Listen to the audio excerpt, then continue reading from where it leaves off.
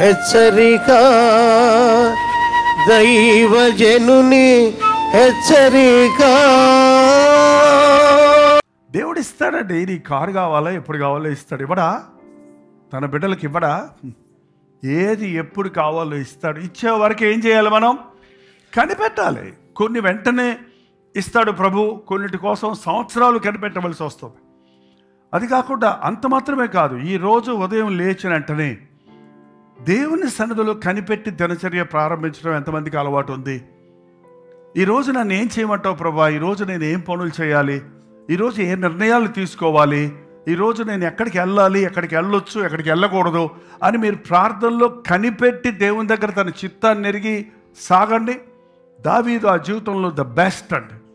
దావీదు ఎప్పుడు కూడా నేర్చుకుంది ఏంటంటే, దేవుని సన్నిధిలో శత్రువుల దగ్గరికి యుద్ధానికి వెళ్ళమంటే వెళ్ళమంటావా?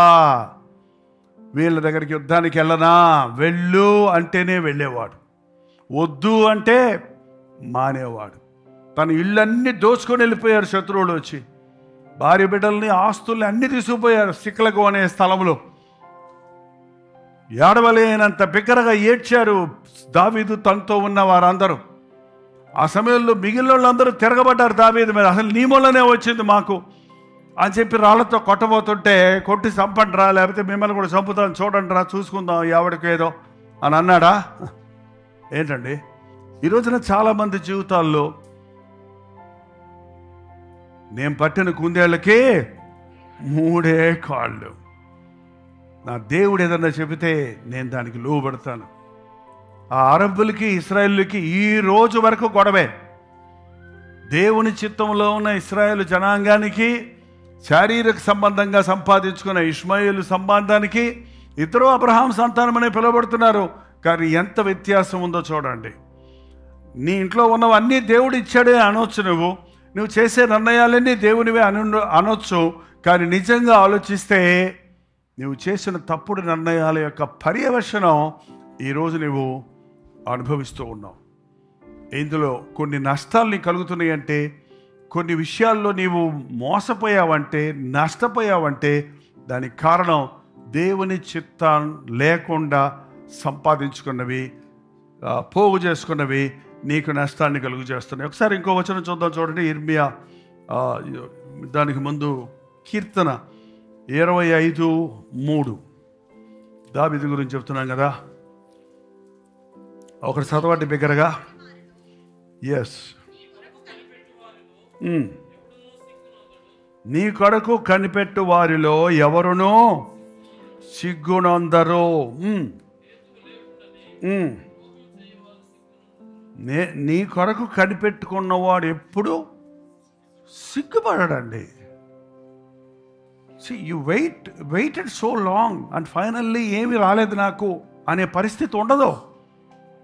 మనుషుల విషయంలో, లోకం విషయంలో కొన్నిసార్లు ఎంతో నీ మీదే ఆశ పెట్టుకున్నానయ్యా, నువ్వే నాకు అనుకున్నానయ్యా, ఇస్తానన్నావు కదా, నాకు కొంత ఆపదలు నాకు సహాయం చేస్తాన్నావు కదా, కొంత డబ్బు ఇస్తాన్నావు కదా, నువ్వు ఇస్తానన్నావా, నేను ఎవరిని అడగకుండా, ఇంకో ప్రయత్నం చేయకుండా నీ కోసమే కనిపెట్టాను.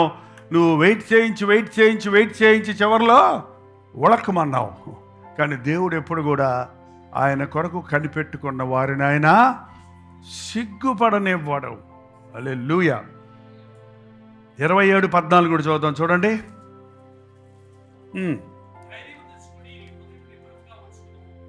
యెహోవా కొరకు కనిపెట్టుకొని ఉండు.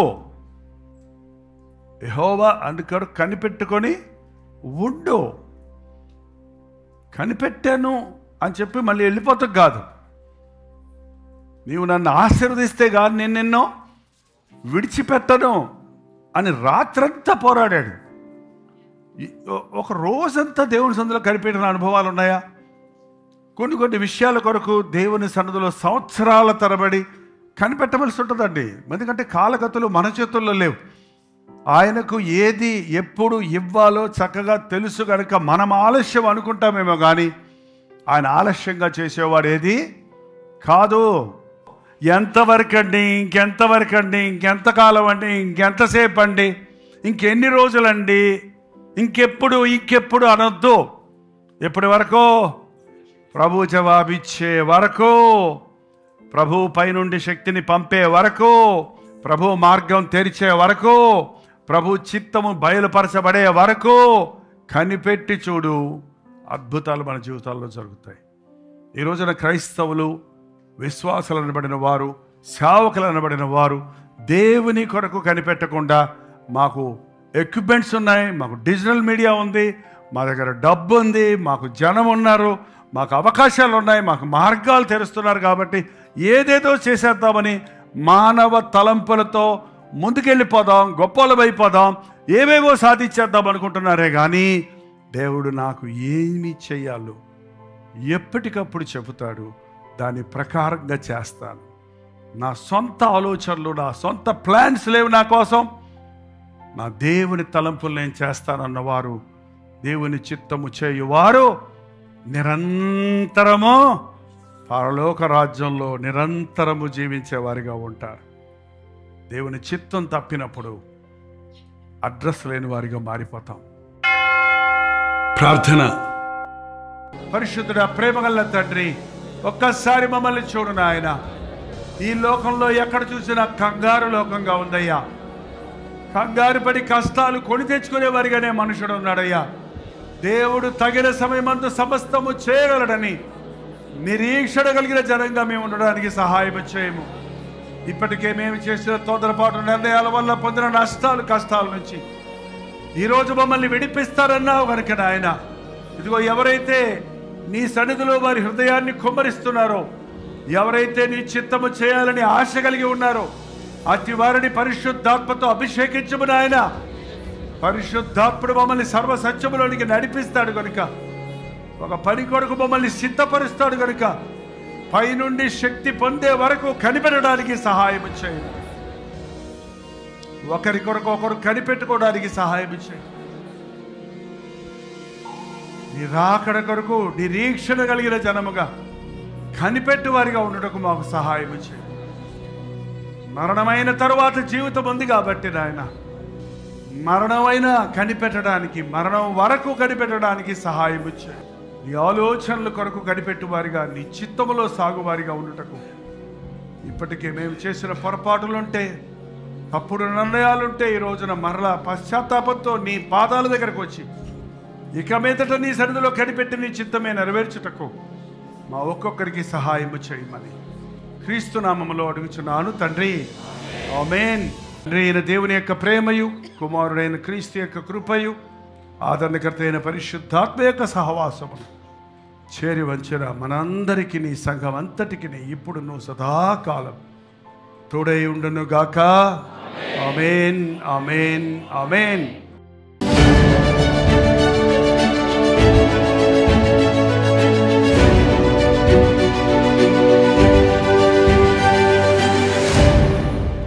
హల్లెలూయా.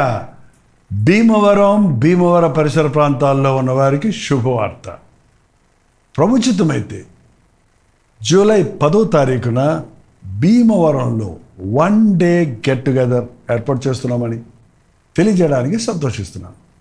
మధ్యాహ్నం 2 గంటల నుంచి 6 గంటల వరకు, మళ్ళీ 6 గంటల నుంచి 10 గంటల వరకు 2 సెషన్స్గా మన భీమవరం పట్టణంలో 1 డే గెట్ టుగెదర్ని ఏర్పాటు చేస్తున్నాం.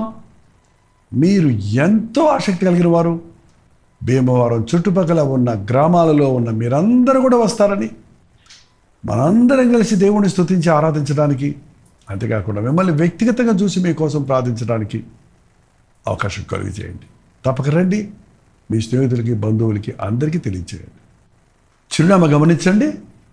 రూపాంతర లూథరన్ దేవాలయం, మెయిన్ రోడ్, ప్రకాశం చౌక్, భీమవరం. ఇంకా విషయం మీకు వివరాలు కావాలంటే 8939393939 నెంబర్కి కానీ, లేక 954041 నెంబర్కి ఒక వాట్సాప్ కానీ చేయండి. మరిన్ని వివరాలు మీకు తెలియజేయబడతాయి. తప్పకొస్తారు కదా. మీ స్నేహితుల్ని, బంధువుల్ని కూడా వెంట పెట్టుకొని రండి.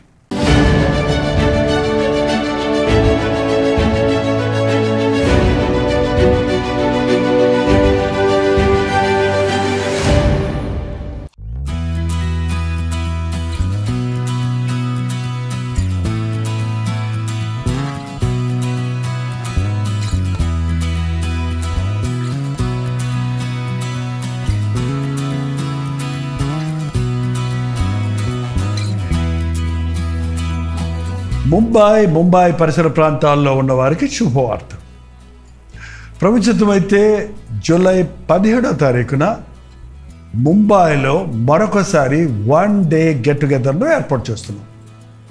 దైవజనులు కూడా వస్తారని, దేవుని సేవ చేయడానికి ఆశ కలిగిన వారు బలపరచాలని, అనుదినము దేవుని వాక్యాన్ని సోషల్ మీడియా ద్వారా, అలాగే శుభ సందేశంలో వచ్చే కల్వరి దర్శనం హిందీ కార్యక్రమాల ద్వారా దేవుని వాక్యాన్ని వింటున్న వారందరినీ ముఖాముఖిగా చూసి వ్యక్తిగతంగా మీకోసం ప్రార్థన చేయాలని చెన్నై నుంచి ముంబై వస్తున్నాం.